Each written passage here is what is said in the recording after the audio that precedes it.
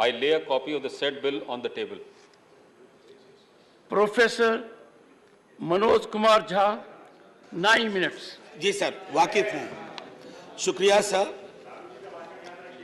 बिल्कुल शुक्रिया सभापति महोदय।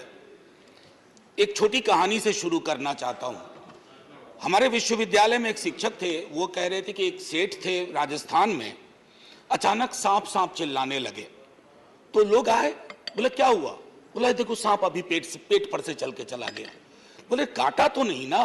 बोला नहीं काटा नहीं, रास्ता देख गया है। So when I rise today, Professor, this is my court. Everyone in the house knows. Note of your use. Sir, ये तो मैंने कहा है। Sir, I would want all of you to give me uninterrupted time. I'll not speak anything which is going to prick you or disturb your rhythm. What I wanted to say, sir, असल में कई वर्ष पूर्व भी देखा इस देश में, आज भी देख रहे हैं। जब बहुत बड़ी सत्ता आती है ना, तो कई ख्यालात आते हैं। कुछ अच्छे होते हैं और कुछ लगता है जिसको हम कहते हैं लोएस्ट हैंगिंग फ्रूट। मैं और मेरी सीनियर कलीग जया जी, हम लोग बात कर रहे थे, इतने पावर का करोगे क्या? कम है क्या? इतने राज्यों में सरकार है, केंद्र में सरकार है, 303 का बहुमत है। उसके बावजूद अगर किसी निर्वाचित सरकार को लेकर के ये आपकी प्रणाली हो, कार्य प्रणाली हो, जहां की सुप्रीम को 11 मई को सुप्रीम कोर्ट का ऑब्जर्वेशन हुआ, मेरे कई कलीग कह चुके हैं। संभवतः हमारी सरकार ने सोचा होगा कि वेकेशन में जाने से पूर्व उनको कुछ ऐसा पकड़ा दो कि अवकाश में भी वो सोचते रहे इसके बारे में। तो उन्होंने 19 मई को ये ऑर्डिनेंस लेकर के आए। तो अब जजों का काम था कि इस पर लगातार सोचते रहे। सर, इससे पहले कि मोटा मोटी कुछ बिंदु पे मैं आऊं, मेरे कुछ साथी वो जिन्होंने लोकसभा में वोट किया है, most likely they will do the same here. हालांकि लोकसभा के बारे में मैं जिक्र नहीं करना चाहता था, माननीय सभापति महोदय डाइवर्सिटी शब्द का आप बहुत जिक्र करते हैं, हम सब उसमें रिजॉइस करते हैं, हमारी प्राइड है वो। लेकिन एक मंत्री महोदया डाइवर्सिटी बोलते बोलते बोल गई कि इंडिया इज कॉम्प्लिकेटेड। सर, बचपन से लेके आज तक इंडिया कॉम्प्लिकेटेड नहीं लगा कभी। ये रिकॉर्ड में है पार्लियामेंट के, इसलिए मेरी चिंता है। इंडिया कॉम्प्लिकेटेड नहीं है सर, बड़ा सहज स्वभाव है इंडिया का, महासागर वाला है सर, सब कुछ समा जाता है, मजहब हो, धर्म हो, जाति हो, कौम हो, कोई हो। लेकिन इसको जब तालाब बनाने की आप कोशिश करते हैं तो महासागर तालाब नहीं बनना चाहता। सब फॉर ऑल दोज फ्रेंड्स, बड़ी अच्छी अच्छी बात कही, equi distance. Sir, equi distance का मतलब होता है न्यूट्रलिटी। जब चूहे की पूंछ पे हाथी का पांव पड़ा हो तो न्यूट्रलिटी उस चूहे से पूछिए कि उसको कैसा लग रहा है। तो मैं समझता हूं, इसलिए सर एक शेर अर्ज किया है, आज बड़े शेर पढ़े गए हैं, सुधांशु जी ने पढ़ा, तो मैं भी एक अर्ज करता हूं सर। ये पड़ोस के मुल्क से आया है। तुम तकल्लुफ को भी इखलास समझते हो फराज, तुम तकल्लुफ को भी इखलास मतलब ट्रू फ्रेंडशिप, तुम तकल्लुफ को भी इखलास समझते हो फराज। दोस्त होता नहीं है हर कोई हाथ मिलाने वाला, आपकी पेशे नजर है जी। तो मैं ये कहना चाह रहा था sir, at a historical juncture एक चीज और मुझे बड़ी अच्छी लगी। उस दिन हमारे माननीय गृह मंत्री जी ने जवाहरलाल नेहरू जी को कोट किया।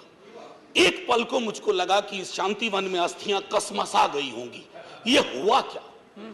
ये हुआ क्या? फिर अंबेडकर साहब को भी कोट किया, राजा जी को कोट किया, उन्होंने कन्हैयालाल मानिकलाल मुंशी को कोट नहीं किया, एचवी कामत को कोट नहीं किया, जो शायद ज्यादा उनके पक्ष में तर्क आ जाता। सर, विश्वविद्यालय में मैं पढ़ाता हूं तो पीएचडी के स्टूडेंट्स को साइटेशन हम लोग सिखाते हैं, जिसको कहते हैं एथिकल साइटेशन। एथिकल साइटेशन में यह नहीं होता है कि सेमी कोलोन के बाद का ले लिया और शुरू वाला छोड़ दिया। उदाहरण के लिए कहता हूं कि आज तक इस दुनिया में सबको लगता है इस देश में कि मार्क्स ने कहा था कि धर्म अफीम है, religion is the opium for masses.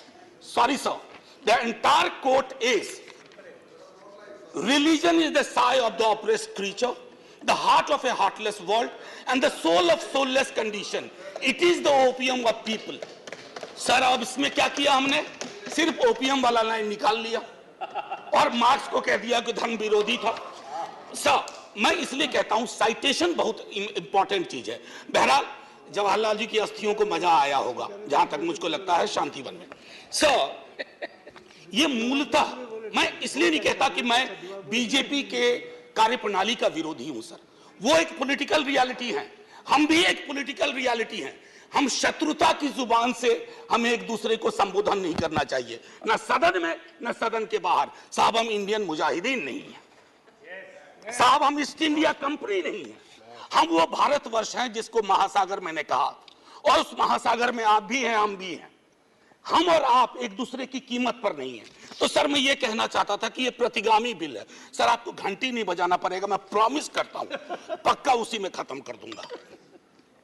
Sir, प्रतिगामी मैंने क्यों कहा? दुनिया देख रही है कि हम कितना प्रोग्रेसिव लेजिस्लेशन ला रहे हैं। सर, ये मुझे जो चिंता इसमें ये हो रही है कि माननीय सर्वोच्च न्यायालय ने एक निर्णय दिया, सर कुछ सोच के दिया होगा ना।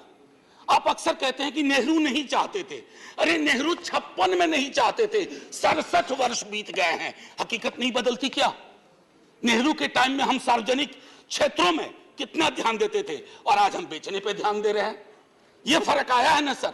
चूंकि ये फर्क आया है तो हर हकीकत में फर्क होता है। 56 की दिल्ली और आज की दिल्ली वही नहीं है सर।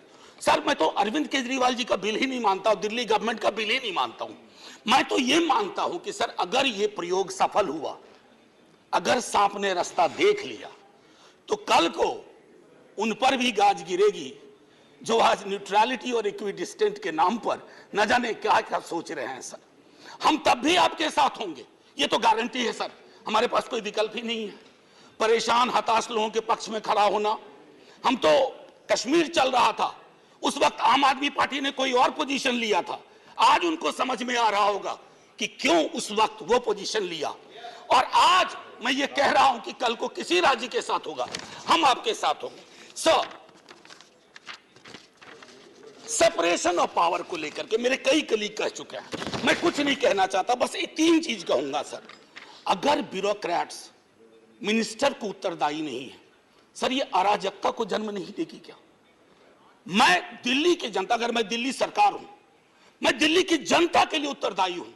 जैसे राघव कह रहे थे, अगर कोई विसंगति कहीं आती है, एलजी साहब के पास जाऊं सर, वो चुनाव जीते। हालांकि मैं जानता हूं इस देश में गवर्नर्स और लेफ्टिनेंट गवर्नर्स की भूमिका में विस्तार हो गया, अब तो वो राज्यों के नाम बदल दे रहे हैं।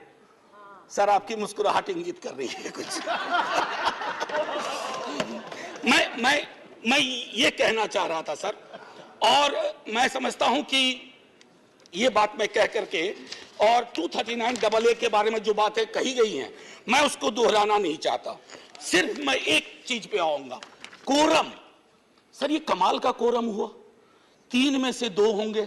मुख्यमंत्री बेचारा चेयरमैन है, बहुत अच्छी बात कही उन्होंने, चेयरमैन विदाउट चेयर। मुख्यमंत्री चेयरमैन है, वो अगर 2 मिनट लेट भी पहुंचेंगे तो कोरम डिसाइड कर लेगा क्या करना है दिल्ली के लिए। Sir, it is not quorum, it is actually an instrument to decimate the very idea of elected government.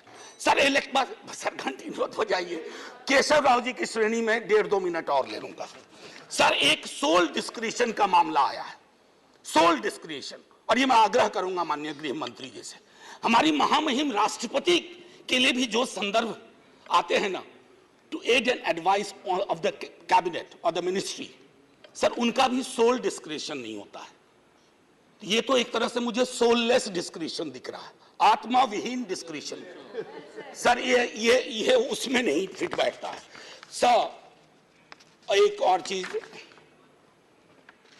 मैं अभी कल गूगल कर रहा था सर, फेडरलिज्म पर 2 बहुत महत्वपूर्ण कोट मिले इंटरेस्टिंग लोगों की, एक चंद्रबाबू नायडू जी का, एक नवीन पटनायक जी का।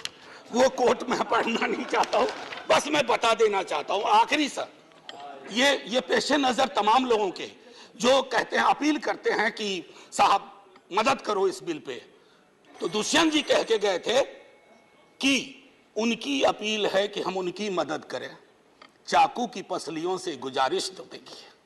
सर, ये चाकू पसलियों से कह रही है हमारी मदद करो। सर, ये आसान मामला नहीं है। जय हिंद सर, जय हिंद।